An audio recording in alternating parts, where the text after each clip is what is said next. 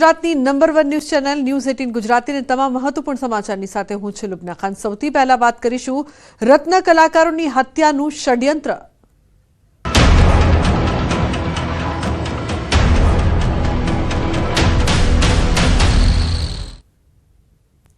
તો સુરતમાં રત્ન કલાકારોની હત્યાનું ષડયંત્ર। કાપોદ્રા વિસ્તારના અનબ જેમ્સના 118 રત્ન કલાકારોને ઝેરી અસર, પીવાના પાણીમાં એલ્યુમિનિયમ સેલ્ફોસ ભેળવીને હત્યાનું ષડયંત્ર। તમામ રત્ન કલાકારો હોસ્પિટલમાં સારવાર હેઠળ। સમગ્ર ઘટનાને લઈને પોલીસ દ્વારા તપાસનો ધમધમાટ। એફએસએલની ટીમ હીરા કંપની પર પહોંચી પાણીના સેમ્પલના આધારે ગુનો નોંધવામાં આવશે। ગઈકાલે મંત્રી પ્રફુલ પાનસેરિયા, મેયર સહિતના નેતાઓએ હોસ્પિટલમાં દર્દીઓના ખબર અંતર પૂછ્યા હતા। આ ઘટના અંગે અધિકારીઓ પાસેથી પણ મેળવી છે માહિતી, જે બાદ તપાસના આદેશ આપ્યા હતા।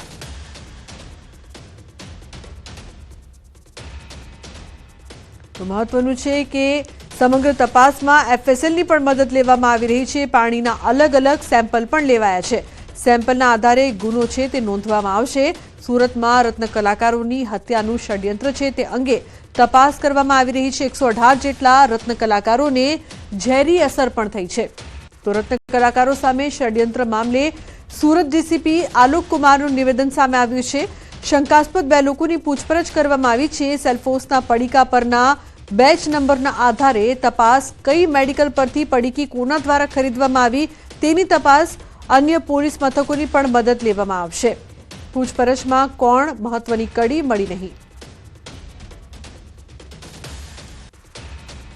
કાપોદ્રાની ડાયમંડ ફેક્ટરીમાં ગઈકાલે પાણી પીધા બાદ 118 કરતાં વધુ રત્ન કલાકારોને ઝેરી દવાની અસર થયાની વિગતો સામે આવતા તમામને સારવાર અર્થે હોસ્પિટલ ખસેડવામાં આવ્યા હતા, જ્યાં કહી શકાય કે 2 રત્ન કલાકારોને આઈસીયુમાં દાખલ કરવામાં આવ્યા હતા। બાકી તમામ લોકોને જનરલ વોર્ડમાં સારવાર આપવામાં આવી રહી હતી અને જે પ્રકારે પોલીસ ઘટના સ્થળે પહોંચી હતી, સીસીટીવીની મદદથી હવે આ સમગ્ર ઘટના ચેક કરવામાં આવી રહી છે। ત્યારે કારખાનાનો જ કોઈ વ્યક્તિએ ઝેરી દવા કુલરમાં નાખ્યા હોવાની વિગતો સામે આવતા પોલીસે કહી શકાય કે હત્યાના પ્રયાસનો ગુનો દાખલ કરી તપાસ શરૂ કરી છે। ખાસ કરીને એફએસએલની ટીમ સાથે પોલીસની ટીમ કારખાને પહોંચી છે અને તે તપાસ કરી રહી છે, કારણ કે જે પ્રકારે રત્ન કલાકારો અહીંયા કામ કરતા હતા, ભારે જોખમ હોવાને લઈને મુખ્ય દરવાજા બંધ કરી દીધા પછી બહારનો કોઈ વ્યક્તિ અંદર આવી શકતો નથી અને જે રીતે કુલરમાં ઝેરી દવા નાખવામાં આવી હતી એટલે કહી શકાય કે અંદરનો જ કોઈ વ્યક્તિ હોવાની આશંકા છે, જેને લઈને એફએસએલની મદદ લેવામાં આવી રહી છે।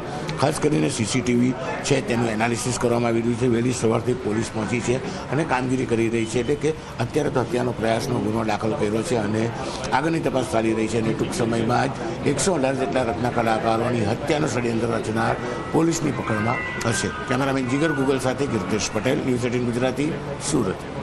તો રત્ન કલાકારોની ઝેરી દવાની અસર મામલે તપાસ માટે અમારી ટીમ હોસ્પિટલ પહોંચી। 104 રત્ન કલાકાર કિરણ હોસ્પિટલમાં એડમિટ છે, જ્યારે 14 રત્ન કલાકાર ડાયમંડ હોસ્પિટલમાં સારવાર હેઠળ છે। તમામ લોકોની તબિયત હાલ સુધારા પર છે। દવાની અસર થાય તે પહેલા જ રત્ન કલાકારોની સારવાર શરૂ થઈ ગઈ હતી। રત્ન કલાકારોને તપાસ કર્યા બાદ ડિસ્ચાર્જ કરવાની કામગીરી હાથ ધરાશે। અમારી હોસ્પિટલમાં અત્યારે 14 રત્ન કલાકારો દાખલ છે, જે અનબ જેમ્સમાંથી આવેલા છે અને અત્યારે 4 જણાને કાલે આઈસીયુમાં દાખલ કરેલા। તેનું થોડું બીપી ને એવું ડાઉન હતું, એટલે અત્યારે બધા એકદમ સ્ટેબલ છે અને બધાની કન્ડિશન સારી છે। મોસ્ટ ઓફ આજે ડિસ્ચાર્જ કરવાનો પ્લાન છે। એનું જે કુલર છે, તો કુલરની ટાંકીમાં કોઈ સેલ્ફોસ નામની એલ્યુમિનિયમ ફોસ્ફાઇડ પોઈઝન જેને કહે છે એમનું પડીકી તોડીને અંદર પાણીમાં નાખી દીધેલી અને કોઈ કારીગરને એમાંથી સ્વાદમાં, પાણીના સ્વાદમાં ફરક લાગતા તેઓને માલુમ પડ્યું કે ભાઈ આમાં કંઈ પ્રોબ્લેમ છે અને ચેક કરતા કુલરમાં સેલ્ફોસની પડીકી તોડેલી નાખેલી હોવાનું માલુમ પડ્યું। રાજકોટમાં ગરમીએ તો રાડ પડાવી દીધી। વીજ કંપનીના નિષ્ઠુર કર્મીઓને રડાવી દીધા। આકરી ગરમીમાં વીજ કાપ બાદ રહીશો પરેશાન છે। રાત્રે પુરવઠો બંધ થતા કંટ્રોલ રૂમમાં લાલિયાવાડી। કંટ્રોલ રૂમના ફોનના રિસીવરને જ કાઢી દેવાયું। રાત્રે રહીશો અકળાતા રહ્યા, ફોન પણ ન થઈ શક્યો। આકરી ગરમીમાં કંટ્રોલ રૂમના કર્મીઓ નિષ્ઠુર બન્યા। પીજીવીસીએલના કંટ્રોલ રૂમનો વિડીયો વાયરલ થયો છે। કંટ્રોલ રૂમના ફરજના 2 કર્મીઓ રાત્રે સૂતા હતા। એક કર્મી મોબાઈલમાં પર્સનલ વાતોમાં વ્યસ્ત, તો વિડીયો વાયરલ થતા પીજીવીસીએલના અધિકારીઓ દોડ્યા। અધિકારીઓએ સ્વીકાર્યું કે ફોનનું રિસીવર કાઢી દેવાયું હતું। રાજકોટમાં રાત્રિના 2 વાગ્યાના અરસામાં ગાંધીગ્રામ વિસ્તારમાં 11 કેવીનું ફીડર ટ્રીપ થઈ જતા સમગ્ર વિસ્તારમાં વીજ પુરવઠો ખોરવાયો હતો। જેના કારણે રહીશોને ભારે હેરાનગતિ સહન કરવી પડી। ત્યારે રાત્રિ દરમિયાન લતાવાસીઓએ કંટ્રોલ રૂમમાં અનેક વખત ફોન કર્યા, પરંતુ કોઈ રિસીવ જ ન થયા। આખરે એક વ્યક્તિએ જામ ટાવર વિસ્તાર પાસે આવેલી કંટ્રોલ રૂમની ઓફિસ ખાતે મુલાકાત લીધી અને રાત્રિ સમયે કંટ્રોલ રૂમના જે દ્રશ્યો જોયા તે ચોંકાવનારા હતા। સ્થાનિકે કંટ્રોલ રૂમનો એક વિડીયો પણ બનાવ્યો, જેમાં આક્ષેપ થયો છે કે કંટ્રોલ રૂમના 3 કર્મચારીઓ પૈકી 2 સૂતા હતા, તો એક ફોનનું રિસીવર સાઈડમાં મૂકી દેવાયું હતું, તો ફોન પર એક કર્મચારી વાતોમાં મગ્ન હતો। ફરિયાદીએ આ વિડીયો વાયરલ કરતા પીજીવીસીએલના અધિકારીઓ પણ દોડતા થઈ ગયા અને ઇન્ટરનલ ઇન્ક્વાયરીના આદેશ આપ્યા છે। આશ્ચર્યની વાત તો એ છે કે કંટ્રોલ રૂમમાં ફરજ પર મુકાયેલા કર્મચારીઓ એપ્રેન્ટિસના હતા, તો વિડીયો વાયરલ થયા બાદ અધિકારીઓને ભાન થયું અને હવે કંટ્રોલ રૂમની સરપ્રાઇઝ ચેકિંગની વાત કરી છે। એટલું જ નહીં, વધારાનો એક ફોન પણ મૂકવાની વાત કરી છે।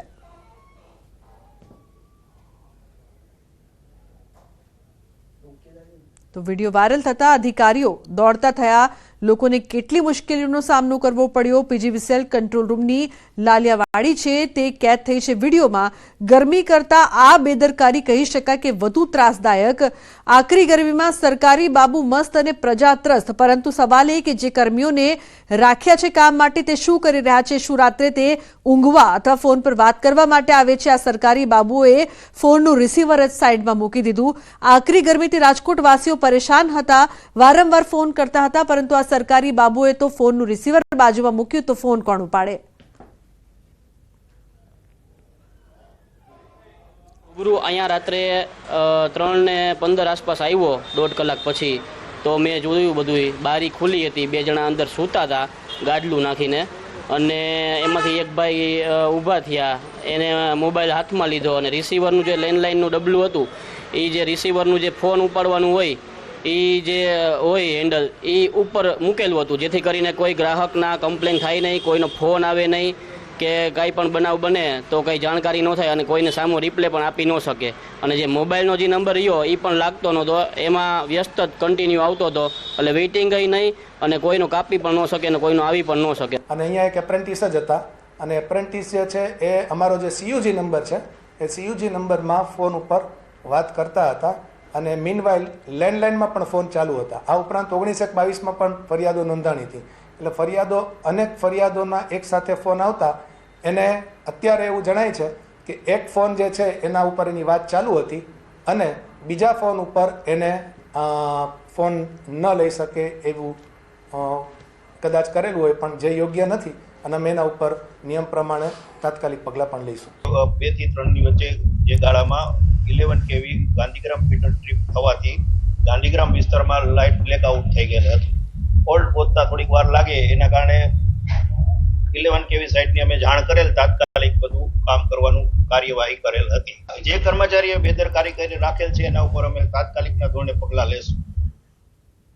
તો વડોદરામાં યુવકો વચ્ચે મારામારીનો વિડીયો વાયરલ થયો છે। પાનના ગલ્લા પર થયેલી મારામારીમાં ટેબલો ઉછળ્યા, પડીકી લેવા બાબતે યુવકો વચ્ચે થઈ હતી બબાલ। તો સોમા તળાવ વિસ્તારનો વિડીયો હોવાની ચર્ચા।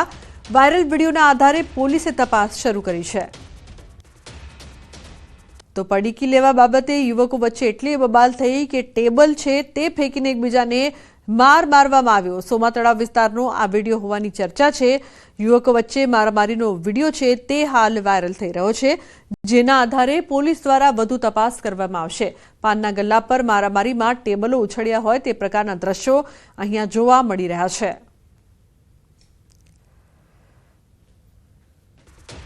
તો સુરતમાં મહિલા અને બાળકીનો મારનો વિડીયો વાયરલ વિડીયો બાદ પોલીસની કાર્યવાહી। પૂર્ણા પોલીસે 2 લોકોની ધરપકડ કરી છે। સુરત એપીએમસીની આ ઘટના છે। મહિલાઓ અવારનવાર શાકભાજીની ચોરી કરી હોવાની ફરિયાદ ઉઠી હતી। તો વાયરલ વિડીયો બાદ પોલીસ દ્વારા કાર્યવાહી કરવામાં આવી છે।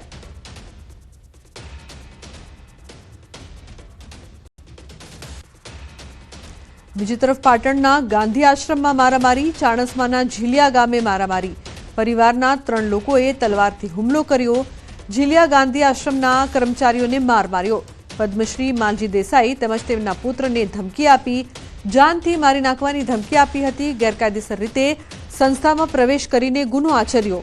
સંસ્થામાં નોકરી કરનાર ક્લાર્કે અન્ય 2 શખ્સો સાથે મળીને કરી હતી મારામારી। પોલીસે ગણતરીના કલાકોમાં હુમલો કરનાર ત્રણને ઝડપી પાડ્યા. તો ઝીલિયા ખાતે આશ્રમમાં હુમલો કરનાર કનુભાઈ દેસાઈ, પ્રવીણ દેસાઈ અને દશરથ દેસાઈની પોલીસે પૂછપરછ શરૂ કરી છે. તો હુમલો કરનાર 3 લોકો પણ ઝડપાયા છે. સીસીટીવી દ્રશ્યો અહીંયા સામે આવ્યા છે. ચાણસ્માના ઝીલિયા ગામે મારામારીની ઘટના બની હતી, સાથે જ ધમકી પણ આપવામાં આવી હતી. મારામારીના દ્રશ્યો છે તે સામે આવ્યા, પરંતુ સતત વધતી આ ઘટના એક તરફ વડોદરા, સુરત અને પાટણથી મારામારીની જે ઘટનાઓ છે તે જોવા મળી રહી છે. યુવકો વચ્ચે વડોદરામાં મારામારી થઈ, તો સુરતમાં પણ એક મહિલા અને નાની માસૂમ બાળકીને મારવામાં આવ્યો. તો ગાંધી આશ્રમમાં પણ મારામારી, પાટણમાં પણ આ જ પ્રકારના દ્રશ્યો સામે આવ્યા છે. મારામારીના આ દ્રશ્યો કેમેરામાં કેદ. મુંબઈ હુમલાના દોષિત તહવ્વુરને ભારત લવાયો. ફ્લાઇટ લેન્ડ થઈ. એરપોર્ટ પર કમાન્ડો, પોલીસ અને બુલેટપ્રૂફ ગાડીઓ તૈયાર. આતંકીને સીધો એનઆઈએ હેડક્વાર્ટર લઈ જવાશે. મહત્વપૂર્ણ સમાચાર, પાલમ એરપોર્ટ પર ફ્લાઇટ છે તે લેન્ડ થઈ છે. કમાન્ડો છે તે તૈનાત કરવામાં આવ્યા છે. એરપોર્ટ પર કમાન્ડો, પોલીસ અને બુલેટપ્રૂફ ગાડીની પણ વ્યવસ્થા. આતંકીને સીધો એનઆઈએ હેડક્વાર્ટર લઈ જવામાં આવશે. તો મુંબઈ હુમલાના દોષિત તહવ્વુરને ભારત લવાયો છે. તો એરપોર્ટ પર ચુસ્ત પોલીસ બંદોબસ્ત, સુરક્ષાની વચ્ચે એરપોર્ટ પર બુલેટપ્રૂફ ગાડીઓ પણ તૈનાત કરવામાં આવી છે. આતંકીને સીધો એનઆઈએ હેડક્વાર્ટર લઈ જવામાં આવશે. તો મુંબઈ હુમલાનો દોષિત છે આતંકી તહવ્વુર, જેને ભારત લવાયો છે. ઉલ્લેખનીય છે કે ફ્લાઇટ પણ લેન્ડ થઈ ગઈ છે. એરપોર્ટ પર કમાન્ડો તૈનાત કરવામાં આવ્યા છે. પોલીસનો ચુસ્ત બંદોબસ્ત છે, સાથે બુલેટપ્રૂફ ગાડીની પણ વ્યવસ્થા કરવામાં આવી છે, જેમાં આતંકી તહવ્વુરને એનઆઈએ હેડક્વાર્ટર લઈ જવામાં આવશે. સીધા દ્રશ્યો અત્યારે આપ ટીવી સ્ક્રીન પર જોઈ રહ્યા છો. તો તહવ્વુર મુંબઈ હુમલાનો દોષિત છે, જેને ભારત લવાયો છે. પાલમ એરપોર્ટ પર ફ્લાઇટ લેન્ડ થઈ છે. તો છેલ્લા લાંબા સમયથી આતંકી તહવ્વુરને ભારત લાવવા માટે પ્રયાસ કરવામાં આવી રહ્યા હતા, અને હવે તેને ભારત લવાયો છે. આતંકીને સીધા એનઆઈએ હેડક્વાર્ટર લઈ જવામાં આવશે, જેના માટે એરપોર્ટ પર અત્યારે ચુસ્ત પોલીસ બંદોબસ્ત છે. પોલીસનો ખડકલો છે તે જોવા મળી રહ્યો છે. પાલમ એરપોર્ટ પર ફ્લાઇટ પણ લેન્ડ થઈ ગઈ છે. સાથે સુરક્ષાને લઈને કોઈ પણ કચાશ ન રખાય તે પ્રકારના તમામ બંદોબસ્તની સાથે તૈયારીઓ પણ કરવામાં આવી છે. તો મુંબઈ હુમલાનો માસ્ટર માઇન્ડ દોષિત તહવ્વુર છે, તેને ભારત લાવવામાં આવ્યો છે. હાલ પાલમ એરપોર્ટ પર ફ્લાઇટ લેન્ડ થઈ ચૂકી છે. તો એરપોર્ટ પર કમાન્ડો છે તે ગોઠવી દેવામાં આવ્યા છે. પોલીસે બુલેટપ્રૂફ ગાડીની પણ જે પ્રકારની તૈયારી કરી છે, જેમાં તેને એનઆઈએ હેડક્વાર્ટર લઈ જવામાં આવશે. સેલવાસમાં ગેસ લાઇનમાં ભંગાણ સર્જાતા લાઇનમાંથી ગેસ લીકેજ થયો. ગેસ લીકેજ થતા અફરાતફરી મચી છે. સેલવાસના આમલી વિસ્તારમાં રસ્તાના નવીનીકરણનું કામ ચાલી રહ્યું છે. આ દરમિયાન જેસીબીથી થઈ રહેલા ખોદકામ વખતે નીચેથી પસાર થતી ગેસ લાઇનમાં ભંગાણ સર્જાયું હતું. આથી પાઇપલાઇનમાં સુસવાટા કરતી ગેસની છોડો ઉડી હતી. આ ગેસના સુસવાટાના કારણે આસપાસના વિસ્તારમાં દોડધામ મચી ગઈ હતી. જો કે ઘટનાની જાણ થતાં જ સંબંધિત વિભાગની ટીમ તાત્કાલિક સ્થળ પર પહોંચી હતી અને ભારે જહેમત બાદ પાઇપલાઇનમાંથી થતા ગેસ લીકેજ બંધ કર્યો હતો અને લાઇન રિપેર કરી હતી.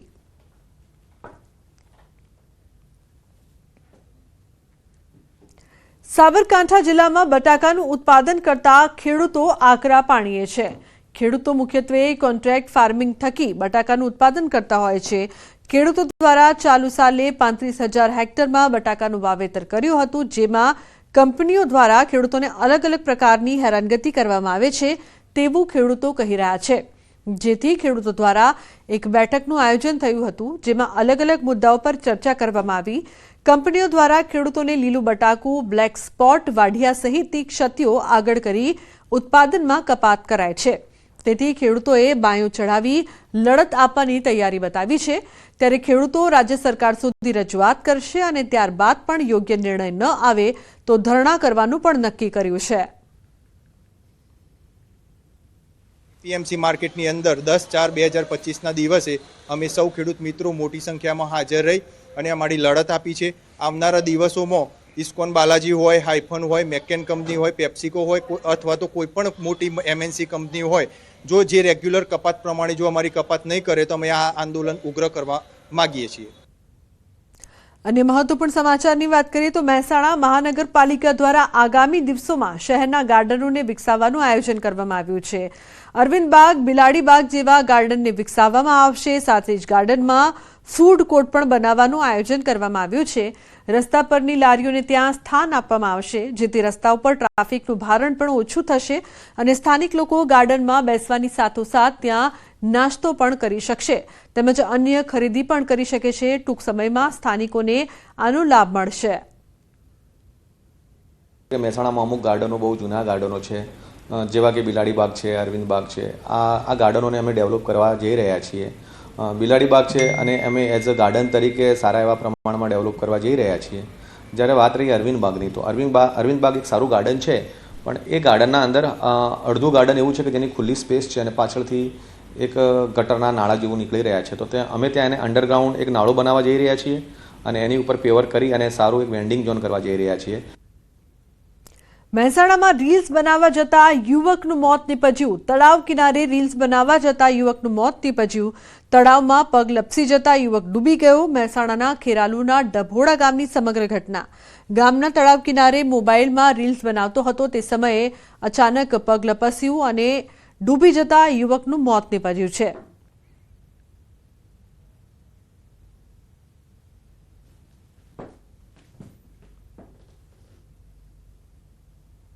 સમાચારનો પ્રવાહ યથાવત રહેશે। હાલ રોકાઈશું એક બ્રેક માટે। આપ જોતા રહો ન્યૂઝ 18 ગુજરાતી।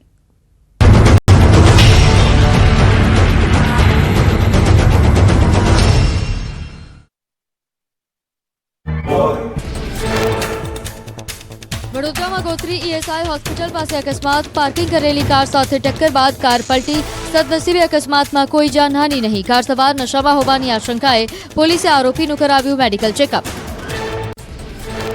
જૂનાગઢમાં પૈસાની ઉઘરાણી કરતા વેપારી પિતા પુત્ર પર હુમલો। નિવૃત્ત પોલીસકર્મી અને મળતિયાઓએ કર્યો હુમલો। કરિયાણાના પૈસા આપવાનું કહેતા કરી દાદાગીરી।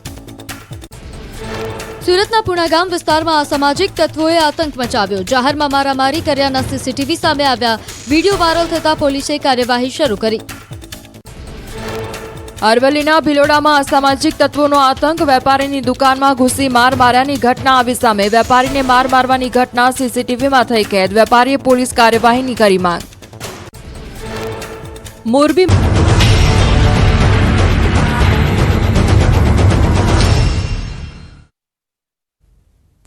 Welcome back. સમાચારમાં આગળ વાત કરીએ તો અન્ય રાજ્યોના બોગસ હથિયાર લાયસન્સ મેળવી હથિયાર ખરીદી કરવાનું કૌભાંડ સામે આવ્યું હતું। જે મામલે ગુજરાત એટીએસે વધુ 16 આરોપીઓની ધરપકડ કરી છે, જેમની પાસેથી બોગસ લાયસન્સ તેમજ હથિયારો મળી આવ્યા છે। ગુજરાત એટીએસ દ્વારા ગુજરાતમાં ચાલી રહેલા બોગસ હથિયાર લાયસન્સના કૌભાંડનો પર્દાફાશ કરવામાં આવ્યો હતો। મણિપુર અને નાગાલેન્ડ રાજ્યના બોગસ લાયસન્સ બનાવડાવીને હરિયાણાથી હથિયાર ખરીદી કરવામાં આવતા હતા।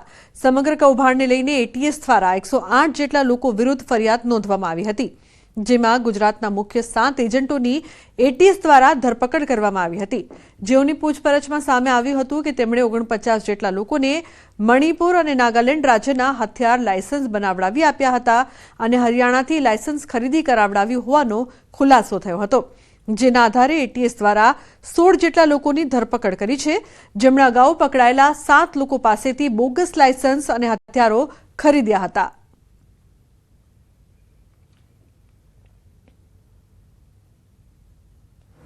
બોગસ લાયસન્સનો ગુનો દાખલ કરવામાં આવેલ અને એ અંતર્ગત એ સમયમાં 7 આરોપીની ધરપકડ કરવામાં આવેલી। એ 7 આરોપીના 11 દિવસના રિમાન્ડ હતા।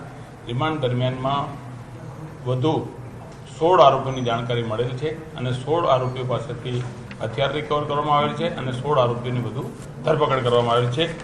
આ તમામ આરોપી પાસેથી ટોટલ 15 હથિયાર રિકવર કરવામાં આવેલ છે અને 489 એના કારતૂસ રિકવર કરવામાં આવેલ છે। આ આરોપીઓ પાસે બોગસ લાયસન્સ મળી આવેલ છે અને આ હથિયાર પણ રિકવર કરવામાં આવેલ છે, જે પંચના વિગતે કબજે કરી અને આરોપીઓની રાત્રે 1 વાગ્યાના સમયમાં ધરપકડ કરવામાં આવેલ છે। સુરત પોલીસે એક આંતરરાજ્ય કુખ્યાત ઠગને ગિરફ્તમાં લીધો છે। પકડાયેલા મહાઠગ પર 1-2 નહીં પણ 56 જેટલા ગુના નોંધાયેલા છે। આશ્ચર્યની વાત તો એ છે કે ગિરફ્તમાં આવ્યા બાદ આ મહાઠગે 27 ગુના તો કબૂલી લીધા છે। આ ઠગની મોડસ ઓપરેન્ડી જાણીને પોલીસ પણ ચોંકી ઉઠી છે। અબ્બાસ શેફુદ્દીન ઉકાણી ઉર્ફે રાજ સદી ઉર્ફે દત્તાત્રેય સોનુ સદી નામનો આ આરોપી બિઝનેસમેન અને બેંક તરીકે ઓળખ આપીને લોકો સાથે ઠગાઈ કરતો હતો. પોલીસના મતે જ્યારે કોઈ બેંકમાં પૈસા ભરવા કે ઉપાડવા આવે તો નજર રાખીને બેસતો અને વાતચીત કરીને માલિક કે વેપારીનું નામ જાણીને પૈસા આપવાની વાત કરીને ઠગાઈ કરતો. જ્યારે પૈસા આપવા લિફ્ટમાં જાય તો લિફ્ટમાંથી ભાગી જતો અને અલગ અલગ રાજ્યોમાં તેને આવી ઠગાઈ કરી છે. એટલું જ નહીં, તેણે સુરત સહિત અલગ અલગ રાજ્યોમાં અલગ અલગ નામ ધારણ કરીને છેતરપિંડી આચરતો હતો. મૂળ હરિદ્વાર શહેરનો રહેવાસી આ ગુનેગાર સામે હત્યાના પ્રયાસનો ગુનો પણ નોંધાયેલો છે. ખૂબ નોટરિયસ ક્રિમિનલ છે, જેનું 25-27 વર્ષથી ગુનાહિત બેકગ્રાઉન્ડ છે. અંદાજિત 44 થી 45 ગુનાઓમાં અગાઉ પકડાઈ જઈ ચૂક્યો છે. આની એમો એવી છે કે કોઈ પણ બેંક પાસે ઊભો રહેશે અને બેંકમાંથી કોઈ માને કે કોઈ માણસ 2 લાખ વિડ્રો કરે છે તો એને એવી રીતે સમજાવે છે કે એના સેટનું નામ વાતોમાં જાણી લેશે. પછી કહેશે મને એમના તમારા સેટને 5 આપવાના છે, તો મારી પાસે 5નું બંડલ છે, તમે આ 2 મને આપી દો, ચલો મારી સાથે લિફ્ટમાં. પછી બંને લિફ્ટમાં જશે અને લિફ્ટની સ્વિચ દબાવીને પોતે નીકળી જશે. વડોદરા ધારાસભ્ય યોગેશ પટેલે ઠાલવ્યો બળાપો. સાંસદ શહેર પ્રમુખની હાજરીમાં બળાપો ઠાલવ્યો. માંજલપુર વિધાનસભા ભાજપ સક્રિય સંમેલનમાં ધારાસભ્ય યોગેશ પટેલે ઠાલવ્યો બળાપો. માંજલપુર વિધાનસભામાંથી કોઈ મેયર નથી આપ્યા. દર વખતે માત્ર સંગઠનના મહામંત્રી જ આપ્યા. આ વખતે પણ મહામંત્રી પદ મળે એ જોજો. તેઓએ કહ્યું કે જો અમારો માણસ હોદ્દા પર હોય તો કામ વધુ ઝડપથી થશે. સાહેબ, અમને એક અન્યાય એ થાય છે કે આજ લગીને અમને કોઈ મેયર નિલેશ આપેલો તો 6 મહિના બાદ,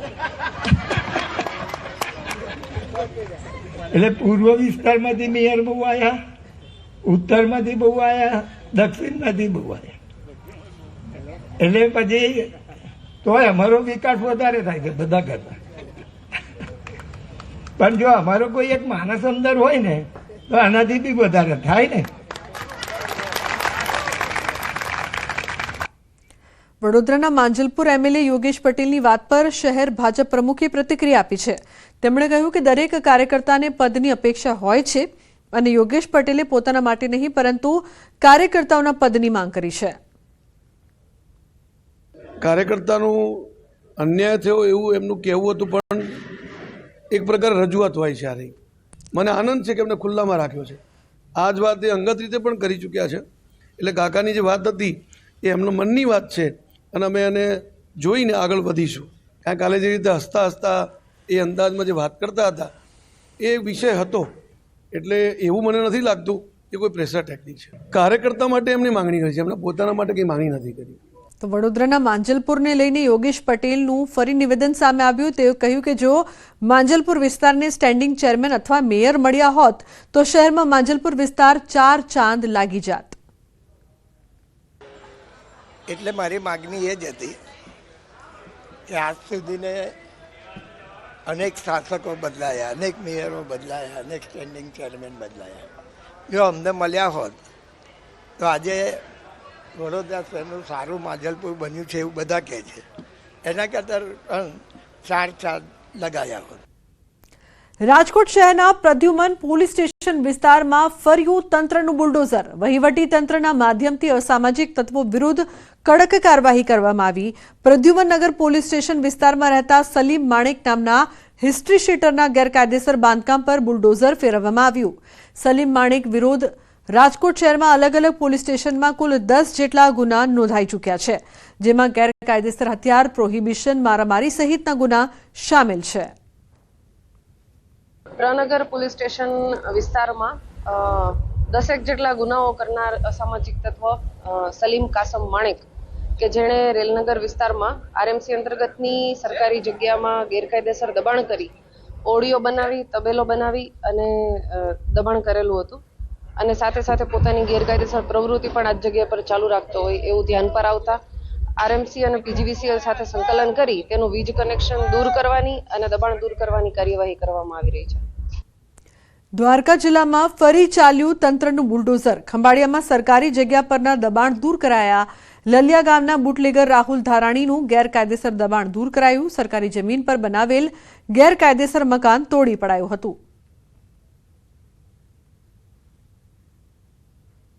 તો બીજી તરફ દાહોદમાં સતત બીજા દિવસે દીપડાનો હુમલો. ગરબાડાના દાદુર ગામે દીપડાનો હુમલો. સવારના સમયે યુવક પર કર્યો હુમલો. ઇજાગ્રસ્ત વ્યક્તિને સારવાર અર્થે ગરબાડા રેફરલ હોસ્પિટલમાં ખસેડાયો છે. ઘટના સંબંધે વન વિભાગને જાણ પણ કરાઈ છે. પંથકમાં દીપડાની સંખ્યા વધતા હુમલાના બનાવોમાં વધારો થયો છે. પાણી અને ખોરાકની શોધમાં દીપડાની માનવ વસાહતમાં દસ્તક જોવા મળી.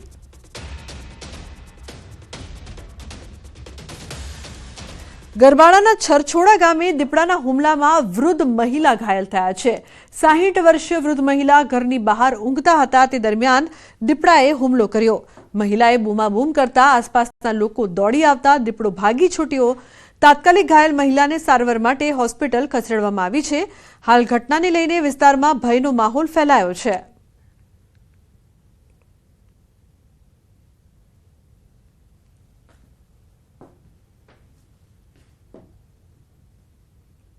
તો દીપડાની દહેશત, દીપડાના હુમલામાં વૃદ્ધ મહિલા ઘાયલ. દાહોદના 2 દ્રશ્યો અહીંયા સામે આવી રહ્યા છે. દીપડાની દહેશતથી લોકો પરેશાન. દાદુર ગામે યુવક પર હુમલો તો ગઈકાલે વૃદ્ધ મહિલા પર પણ હુમલો કરવામાં આવ્યો, જે બાદ મહિલા ગંભીર રીતે ઘાયલ થઈ છે. તો દાહોદમાં અવારનવાર દીપડાના હુમલાની ઘટના સામે આવી રહી છે. ભારતીય જનતા પાર્ટીના સક્રિય કાર્યકર્તા સંમેલનમાં ભરૂચના સાંસદ મનસુખ વસાવાએ વિપક્ષને આડે હાથ લીધા. નામ લીધા વગર વિરોધીઓને આડે હાથ લીધા હતા. તેઓએ જણાવ્યું કે મતદારો નારાજ હોય તો પણ ભાજપને જ મત આપે છે. મનસુખ વસાવાએ પોતાની જીવનની જૂની યાદોને તાજી કરી કે 1984માં ભાજપમાં જીતવા માટે નહીં પણ ભાજપના ચિહ્ન માટે ચૂંટણી લડ્યો હતો. નારાજ હોય તો પણ ભાજપને જ મત આપે છે. મતદારો, દેશના મતદારો નારાજ હોય તો પણ ભાજપને મતદાન આપે. કેમ? દેશની સંસ્કૃતિ માટે કામ કરે છે, દેશના માટે કામ કરે છે. દેશનું સ્વાભિમાન તો લે. દેશનું સ્વાભિમાન કોણ અપાવશે? કોંગ્રેસ ભાજપ જ અપાવશે દેશનું સ્વાભિમાન. પીઓકે પર ગૃહમંત્રીનું પાકિસ્તાનને સ્પષ્ટ સંદેશ. પીઓકે અમારું છે, અમે લઈને રહીશું. અમારી પાસે મહત્વના દસ્તાવેજ પણ છે. સમય આવે તેનો નિર્ણય થશે.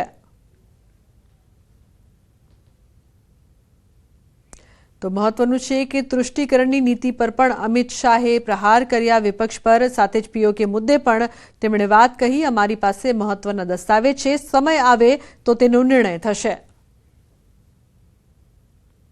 भारत का स्टैंड बड़ा रुख है, स्पष्ट है और सालों से है कि पाक ऑक्यूपाई कश्मीर हमारा है. और जहां तक कब आएगा इसका सवाल है तो इतना तो तुम भी समझते हो राहुल, मैं सार्वजनिक मंच पर इसकी तिथि न बता सकता हूं, ना योजना बना सकता, मगर हर भारत सरकार का दायित्व है कि पाक ऑक्यूपाई कश्मीर हमारा है. वो हमारा सिर्फ क्लेम नहीं है, हमारी बिलीफ है और ऐतिहासिक डॉक्यूमेंट भी है और हमारा लीगल केस भी मजबूत है. तो सरहदनी जमीन मुद्दे बोल्या अमित शाह. પાડોશી દેશોને સ્પષ્ટ શબ્દોમાં કડક સંદેશ, અમારી જમીન પર નજર ન નાખતા અમે કોઈને એક ઇંચ જમીન પણ નહીં આપીએ. ભારતમાં પ્રવેશ કરવાનો પ્રશ્ન જ નથી. मैं इतना ही कहना चाहता हूं कि नरेंद्र मोदी की सरकार है, भारत की 1 इंच जमीन पर हम किसी को आंख नहीं डालने देंगे. एंट्री का तो सवाल ही नहीं.